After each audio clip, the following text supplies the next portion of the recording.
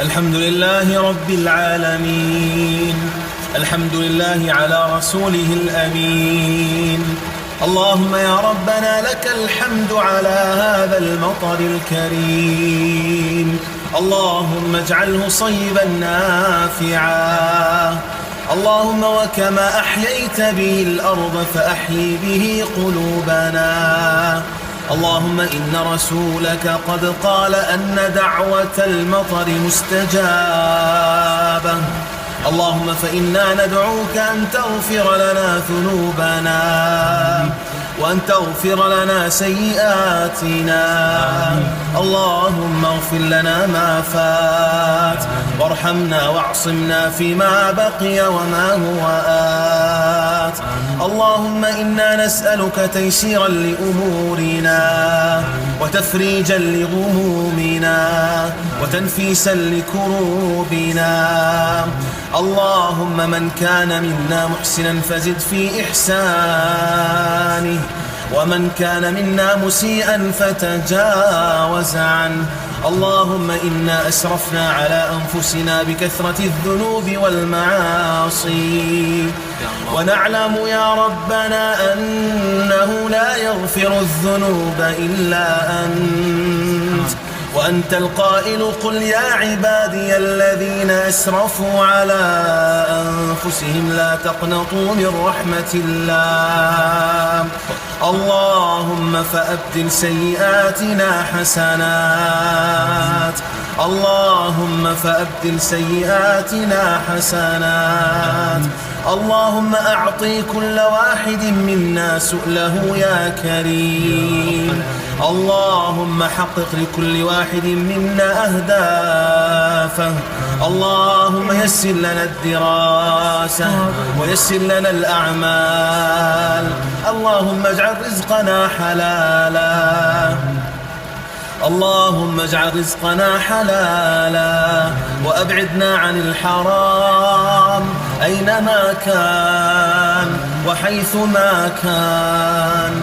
اللهم قنا شر الفتن ما ظهر منها وما بطن. اللهم احفظنا من المعاصي أبدا ما أبقيتنا. اللهم أنت الرحيم فارحمنا، وأنت الكريم فأكرمنا، وأنت الغفور فاغفر لنا، وأنت المحسن فأحسن إلينا، وأنت الجواد فجد علينا. اللهم إنا نسألك يا ذا الجلال والإكرام أن ترحم والدينا. اللهم ارحمهما كما ربونا صغارا. تجاوز اللهم عن تقصيرنا في حقهما. اللهم تجاوز عن تقصيرنا في حقهما. اللهم اجعلنا باذين بهما ولا تجعلنا عاقين لهما. اللهم اجعلنا سببا في فرحهما وسرورهما، ولا تجعلنا سببا في حزنهما يا ذا الجلال والإكرام. اللهم أطل في أعمارهم، اللهم أطل في أعمارهم. اللهم أحسن أعمالهم. اللهم من كان منهم مريضا فعافه، ومن كان منه في صحة فزد اللهم في صحته وعافيته.